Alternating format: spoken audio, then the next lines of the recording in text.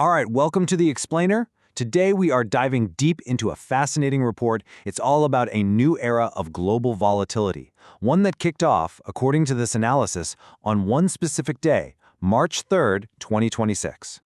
Okay, so let's get right into it. The analysis we're breaking down argues that on this single day, a whole mess of events came together and ignited what it calls a global polycrisis. And look, this wasn't just a bad day on the stock market. We're talking about a fundamental turning point for the entire global economy. So, what in the world happened on that day? Well, the report we're looking at points to several massive triggers. And the crazy part is, they all happened pretty much at the same time. It created this huge cascade effect that, honestly, we're probably still dealing with. And here's where it gets wild. Look at this. On their own, any one of these would be a big deal, right? Iran closes the Strait of Hormuz. Boom, a huge chunk of the world's oil is blocked. Then President Trump announces potential global tariffs. That's a massive trade shock. And at the same time, drone strikes hit AWS data centers, which suddenly shows everyone, hey, the cloud isn't just in the sky, it's in a building that can be hit. But together, this wasn't just a storm, it was the perfect storm. The combination is what made it so incredibly powerful. And that brings us to this term the report uses, polycrisis. It's a really important idea. It basically means these problems aren't just stacking up 1 + 1 + 1. No, they're multiplying. The energy shock makes the trade shock worse, which makes the tech shock even scarier. You get the idea. It's a vicious cycle. So let's trace that chain reaction. And it really starts in the one place everyone thought was untouchable, AI.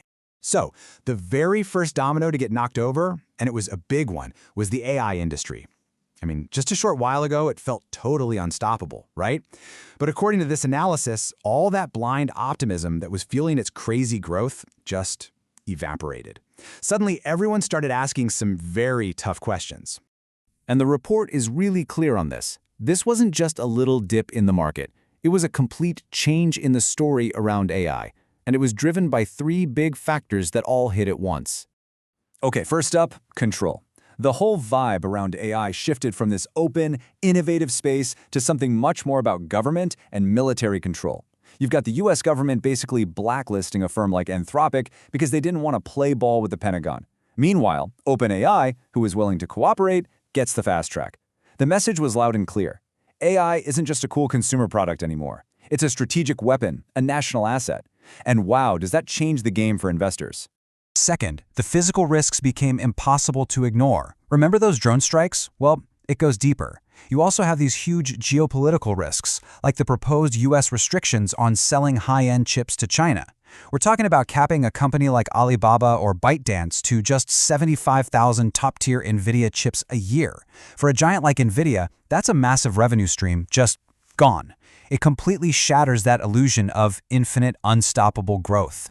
And then there's the third piece, which is maybe the most interesting. People just got tired. The report calls it digital fatigue. You know, this feeling of just being overwhelmed, especially with younger generations who are actively looking for more real-world offline experiences.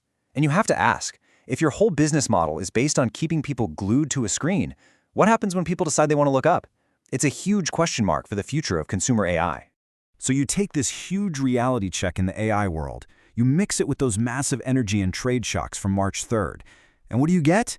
Well, you get a shockwave that's now rolling through the entire global financial system. The cracks are starting to spread everywhere. So what does this look like by the end of the year? Well, the report's projections are pretty sobering. For U.S. markets, they see the S&P 500, which was way up at over 6,800, dropping down into the 5,600 range. Why? A big part is that AI valuation collapse. At the same time, you've got oil going from $73 a barrel to potentially over 100, and bond yields are climbing because of inflation. It's that ugly word nobody wants to hear, stagflation. And if you think that's bad, the analysis says Europe is in a really tough spot. I mean, just look at this chart. Almost half of the pressure is coming from the energy crisis alone. That's crippling their factories and their whole industrial economy. And imagine you're a central banker there. What do? Do you raise rates to fight inflation and risk a massive recession? Or do you cut rates to save the economy and let inflation run wild? There are no good answers. And the immediate hit on March 3rd was just brutal, especially for countries that rely on exports. The report uses South Korea as a perfect example. Their main index, the Kospi, dropped over 7% in one day. Think about that. They got hit with the 1-2 punch of the energy shock and the tech supply chain mess all at once. So with all this chaos, where does the money go? Well, it's a classic story. When things get scary, investors run for safety. And in this case, safety means the US dollar. So you're seeing huge amounts of capital flooding out of places like Europe and Asia and parking itself in dollars, which of course just makes the dollar stronger and everyone else's currency weaker. Okay, so here's the billion-dollar question, right? What do you do about it? The report's conclusion is pretty stark. This isn't just a storm you can wait out. The entire investment climate has shifted. You can't use the old maps anymore. It demands a totally new strategy. And the analysis lays out a pretty clear four-step logic. Step 1 is just admitting the party's over for the big tech bull market. Step 2, get out of those super high-growth risky stocks. Step 3 is to pivot into more defensive companies, ones that actually have solid cash flow. And then step 4 is interesting. It's about finding new kinds of safe assets. The whole game is shifted from chasing moonshots to just protecting your capital and finding real value. And this is where the report gets really thought-provoking. It says your old-school safe havens like government bonds, they might not save you this time. With inflation this high, bonds are just not as attractive. So instead, the analysis points to two different places to hide. First, those boring but reliable value stocks we just talked about. And second, something totally new, regulated, audited digital assets. Now, the report specifically brings up Tether's new USBAT stablecoin as an example of this new kind of safe haven. And the logic is, because it's designed to be compliant with US regulations and it's audited by a firm like Deloitte, it could theoretically become a new destination for all that capital that's fleeing unstable countries and collapsing currencies, a sort of digital safe harbor. So in the end, the report leaves us with this massive question, especially about AI. Are we watching the beginning of a long, cold AI winter? A total collapse of the hype? Or is this something else? Is this the painful but maybe necessary reset that gets rid of the froth and paves the way for real sustainable growth? It's a huge question. Thanks for diving into this analysis with us.